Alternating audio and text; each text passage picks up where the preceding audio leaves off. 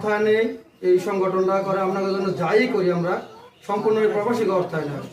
তো আমাদের গ্রামে মাদক এত হারে বাড়া হয়েছে, মাদক নিয়ে আমরা খুব আতঙ্কের মাঝে আছি।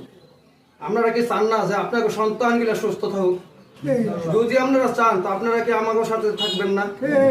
আমরা চাই এই গ্রাম থেকে মাদক মুক্ত করার জন্য, সুশীল সমাজ গড়ার জন্য। আপনারা কি আমাদের সাথে থাকবেন? আমরা হাতে গোনা কয়েকজন লোকের জন্য, সংখ্যালঘু তারা আমাদের সমাজটা ধ্বংস করে দিতেছে। আজকে আমি হয়তো নিজে কন্ট্রোল করছি, আমার ছেলে কোনোদিন আমার ছেলে কন্ট্রোল থাকবে না, যেহেতু হাত বাড়ালে মাদক পায়। আপনারা যদি এই গ্রামের সবাই আমাদের পাশে থাকেন, আমরা চাই এই গ্রাম থেকে মাদক মুক্ত গ্রাম করতে।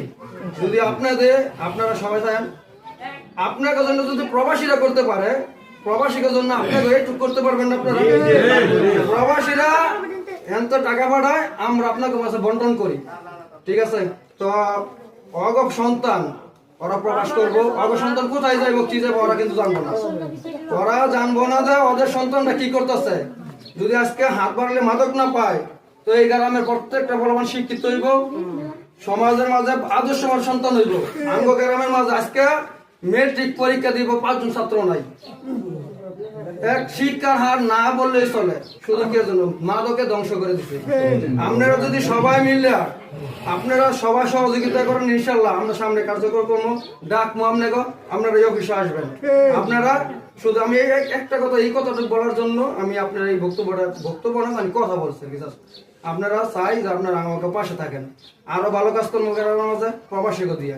প্রবাসীরা অক্লান্ত পরিশ্রম করে বিদেশের মাটিতে, দেশের জন্য তো মায়া না থাকতো তো কিন্তু আপনাকে এইটা করার দরকার ছিল না। বিগত দিনে কি বেলাব সংগঠন ছিল? আজকে এই বেলাবের প্রবাসীর এই উদ্যোগ নিয়ে আজকে বেলাবে সংগঠন করছে।